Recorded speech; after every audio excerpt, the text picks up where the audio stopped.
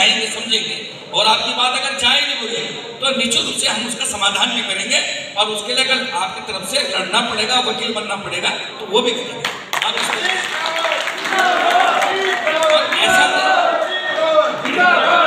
ऐसा नहीं है कि आपके जो विधायक लोग हैं वो आपकी पैरवी नहीं कर रहे, ऐसा नहीं। आपके सारे लगभग मैं समझता हूँ कि 90%, 90%, जहाँ तक कह रहे 110% इसलिए छोड़ रहा हूँ तो हो सकता है मेरे संज्ञान में ना हो, 90% विधायकों ने इस बात को उच्च स्तर पर रखा है और आपको आश्वासन मिला है कि हम इस पर गंभीरता के साथ विचार करें और वह आज इस प्रदेश की नीति निर्धारण का काम कर रहे हैं। ये बड़ा दुर्भाग्य है, ये बड़ा दुर्भाग्य है और निश्चित रूप से ये हम लोगों की आत्मा को भी झकझोरने का एक बहुत बड़ा कारण है। तो मैं समझता हूं कि आपकी मांगे जो जायज हैं, सही हैं और स्थानीय परिप्रेक्ष्य में और भी अति महत्वपूर्ण है। तो मैं आपको आश्वासन देता हूं कि मैं आपकी मुलाकात भी करा दूंगा। देखो भाई, मैं हूं पोस्टमैन, आपने चिट्ठी में क्या लिखा पोस्टमैन को कोई पता नहीं, जिस व्यक्ति का नाम की चिट्ठी है उसने क्या पढ़ा पोस्टमैन को कोई मतलब नहीं। मैं आपकी चिट्ठी उठा के आपकी चिट्ठी वहां तक पहुंचा दूंगा, ये मैं आपको विश्वास दिलाता हूँ। मैं बात करता हूँ, मैंने पहले भी आपके देवेंद्र नेगी जी हैं यहाँ, उनको मैं ले गया था मुख्यमंत्री, उन्होंने बोले बधाई थी, पूरी बातें समझाई थी। उसके बाद शायद पंकज पांडे के साथ मैं बहुत देर से सुन रही हूँ, बातों का अनुभव भी किया है मैंने। हाँ, कभी कभी ऐसा होता है जब मन में कहीं ना कहीं अपने शीर्ष नेतृत्व से जो हमारा राज्य बना है उसकी 25वीं वर्षगांठ मनाने के लिए आज हमारा पूरा प्रदेश 25वीं वर्षगांठ मना रहा है। उसी खुशी में हम लोग भी आज ये 25वीं वर्षगांठ की मैं आप सब लोगों को, हमारे जितने भी ठेकेदार बंधु जो भी यहाँ पर पहुंचे हुए हैं,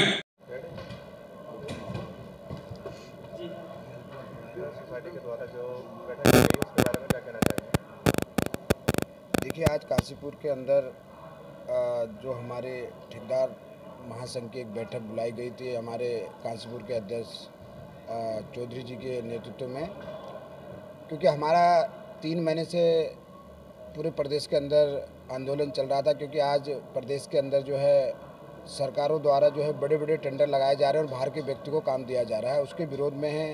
पूरे 3 महीने से हम पूरे प्रदेश के अंदर आंदोलनरत थे, लेकिन माननीय मुख्यमंत्री जी के आदेश पे मुख्यमंत्री सचिव विनय शंकर पांडे जी की अध्यक्षता में हमारे प्रदेश संगठन का डेलीगेशन 3 बार उनसे वार्ता करने के लिए बुलाया गया है और सचिवालय के अंदर वार्ता हुई है। तो हमारी जो 11 सूत्रीय मांगें थी, क्योंकि आज ऐसा लग रहा है कि प्रदेश के अंदर एक समय था कि जब उत्तराखंड बनाने के लिए आंदोलन किया था और आज दूसरा आंदोलन जो है उत्तराखंड के अंदर रोजगार पाने के लिए करना पड़ेगा। मजबूर हैं सब उत्तराखंड के लोग और सरकारों को बिल्कुल भी चिंता नहीं है उत्तराखंड के लोगों की, क्योंकि उनको सिर्फ बाहर के लोगों को काम दिया जा रहा है, बड़े बड़े टेंडर लगा के बाहर की कंपनी को काम दिया जा रहा है, जिसके विरोध में हमारे उत्तराखंड के ठेकेदार संघ ने जो है एक आंदोलन किया है और 15 दिन के लिए उन्होंने कहा था कि आप हमें 15 दिन का समय दें और हम 15 दिन के अंदर आपकी समस्याओं का समाधान करेंगे। लेकिन ऐसा लगता है कि आज 1 महीने से ऊपर हो गया है और सरकार हमारी बातों को नहीं मान रही है। तो हमने आज काशीपुर के अंदर एक पूरे प्रदेश के जितने भी खंडों के अध्यक्ष हैं एक मीटिंग का आयोजन किया है, जिसमें एक निर्णय लिया गया है कि अगर 25 तारीख तक सरकार द्वारा अगर हमारी मांगों को पूरा नहीं करेगी और उत्तराखंड के अंदर छोटे छोटे टेंडरों का करके नहीं करेगी तो हम 25 तारीख के बाद पूरे प्रदेश के अंदर फिर से हड़ताल पे जाएंगे और पूरा कार्य बहिष्कार करेंगे और जितने भी कार्य उत्तराखंड के अंदर चल रहे हैं, चाहे वो बाहर की कंपनी द्वारा चल रहे हैं, जिसके भी द्वारा चल रहे हैं, सबको बंद किया जाएगा। क्योंकि आज सरकार कहती है कि उत्तराखंड में पलायन को अगर रोकना है, तो मैं समझता हूँ कि अगर उत्तराखंड सरकार इस बात का अगर हमारे से ज्ञान लें, ठेकेदारों से ज्ञान लें कि उत्तराखंड में पलायन कैसे रोक सकता है। पलायन उत्तराखंड में सिर्फ एक रोजगार है, ठेकेदारी, और उत्तराखंड का ठेकेदार ही पलायन को रोक रहा है। क्योंकि बाहर की कंपनियां जो भी आती है वो बड़े बड़े टेंडर लेकर के अपना पैसा कमा के बाहर चली जाती है और उत्तराखंड का ठेकेदार अगर उसे 5 लाख का भी काम मिलता है तो वो अपने क्षेत्र में अपने दुकानदार से लेकर के, राशन की दुकान से लेकर, सब्जी की दुकान से लेकर के, दूध की दुकान से लेकर सबको जो है पालने का काम करता है। तो मैं आपके मीडिया के माध्यम से एक निवेदन करना चाहता हूं सरकार से कि अगर 25 तारीख तक इस प्रदेश के ठेकेदारों के हित में कोई निर्णय नहीं लिया गया है तो 25 तारीख के बाद पूरे प्रदेश के अंदर जो है पूरे काम को जाम किया जाएगा, पूरे टेंडरों का बहिष्कार किया जाएगा। और जब तक हमारा शासनादेश जारी नहीं करती सरकार, और सबसे बड़ा पहली मांग हमारी यह है कि हमारे उत्तराखंड के अंदर छोटे छोटे टेंडर होने चाहिए, क्योंकि अभी अगर छोटे टेंडर लगाए होते तो आज अभी हमारा अल्मोड़ा में जो ये वर्चुला में एक बस दुर्घटना हुई है, ये सिर्फ सरकार की गलती के कारण से हुई है। अगर छोटे टेंडर होते तो सेफ्टी के जो कार्य इन्होंने 35-35, 40-40 करोड़ रुपए के लगाए हैं, अगर वो 1-1 करोड़ और 50-50 लाख के होते, एक तो उत्तराखंड के लोगों को रोजगार मिलता और दूसरा कार्य समय पे होता। और ये दुर्घटना होने से जो आज हमारे बड़ा दुख का विषय है कि 18 से और 22 साल के हमारे जो बच्चे, जवान बच्चे जिन्होंने अभी दुनिया में कुछ नहीं देखा, वो आज हमारे बीच में नहीं है। तो ये सब गलतियां सरकार की है, क्योंकि सरकार जो है बड़ी बड़ी कंपनियों को काम देने का काम कर रहा है और बाहर के लोगों को काम देने का काम कर रहा है, और उत्तराखंड के लोगों को हर चीज़ से वंचित कर रहा है। तो हमारी आपके चैनलों के माध्यम से सरकार को से निवेदन भी है और आह्वान भी करते हैं हम कि अगर हमारी 25 तारीख तक बातें नहीं मानी गई है तो हम दोबारा जो है पूरे उत्तराखंड के अंदर आंदोलन करेंगे।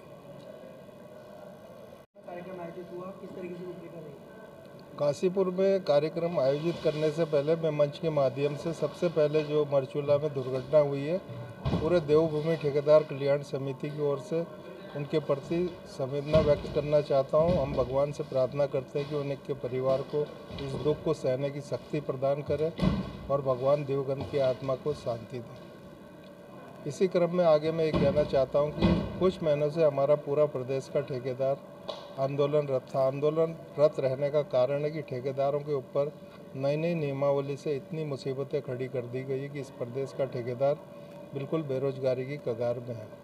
तो जब हमने विधिवत लोकतांत्रिक प्रक्रिया के दौरान हमने अपने आंदोलन को धार दी, सबसे पहले हमने एक सांकेतिक धरना दिया, उसके बाद हमने विधिवत तरीके से पूरे जिलों में जिलाधिकारी के माध्यम से माननीय मुख्यमंत्री जी को ज्ञापन दिया।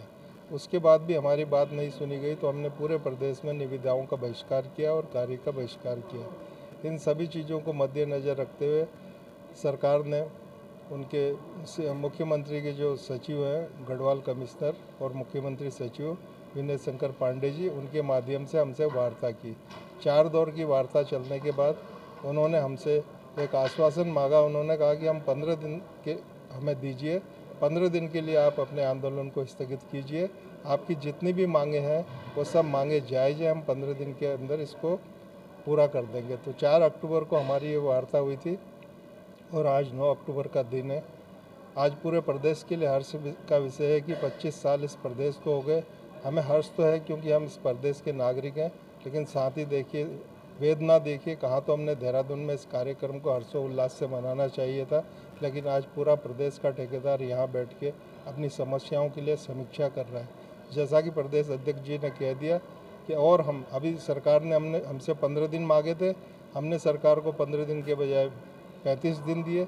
हम अभी और सरकार को 15 दिन दे रहे हैं, लेकिन सरकार को आपके माध्यम से चेता देना चाहते हैं कि अगर ठीक 25 तारीख तक हमारी मांगों को नहीं माना गया तो प्रदेश में का पूरा प्रदेश का ठेकेदार पूरी तरह से जो भी लोकतांत्रिक प्रक्रिया के अंदर आंदोलन करने के तरीके होते हैं, चाहे वो निविदा का बहिष्कार है, कार्य का बहिष्कार है, तालाबंदी है, अनशन है, भूख हड़ताल है, हम सब कुछ करने के लिए बाध्य हो जाएंगे। धन्यवाद। आज आपने काफ़ी अच्छी बातें बताई कि लोकल व्यक्ति को रोजगार मिलना चाहिए, काम मिलना चाहिए। देखिए निश्चित रूप से ऐसा क्यों बात है, मतलब ऐसा क्या लगा आपको?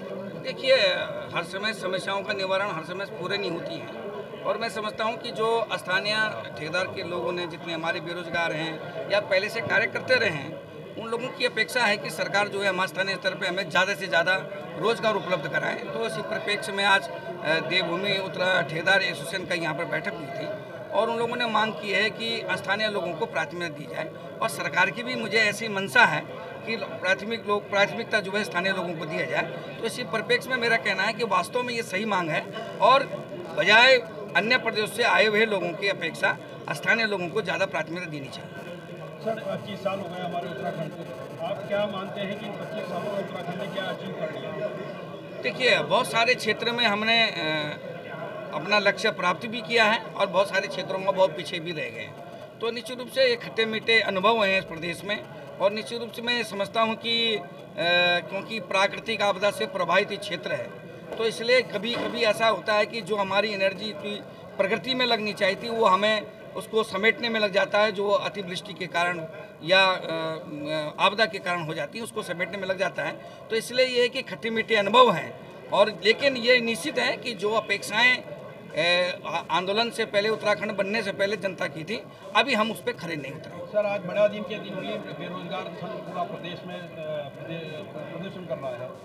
25 साल बाद भी आज जो युवा है वो प्रदर्शन कर रहे हैं रोजगार के लिए, क्या कहेंगे? देखिए, मैं स्पष्ट रूप से कह दूं कि हाँ, ये मनसा भी दूर करनी पड़ेगी कि केवल नौकरी ही रोजगार है, क्योंकि रोजगार केवल 20% लोग ही नौकरी करते हैं, 80% लोग और भी रोजगार करते हैं। और मैं समझता हूं कि पर्यटन के क्षेत्र में इस समय उत्तराखंड पूरे भारतवर्ष में नंबर 1 नंबर 2 पे है। तो इसलिए ये कि पर्यटन के क्षेत्र में बहुत आगे बढ़ रहे हैं, लेकिन हम अन्य क्षेत्रों में भी बढ़ सकते, बागवानी में बढ़ सकते थे, हम उसमें जल संवर्धन में बढ़ सकते थे। तो ये निश्चित रूप से कि अभी हम उसमें अच्छा मुकाम नहीं पा पाए। विधायक जी, जैसा कि आपने एक बात कही थी कि भ्रष्ट अधिकारी जो है ये पूरा कंट्रोल कर रहे हैं, कुछ है IAS, ये आज ही नहीं है, कांग्रेस सरकार में भी चल रहा था और आगे भी चलता है, क्योंकि इनके हाथ में सब कुछ नौकरशाही है। तो जो अच्छे आदमी जो काम कर रहे हैं इनको चांस नहीं मिलता, इनकी पकड़ नहीं होती है।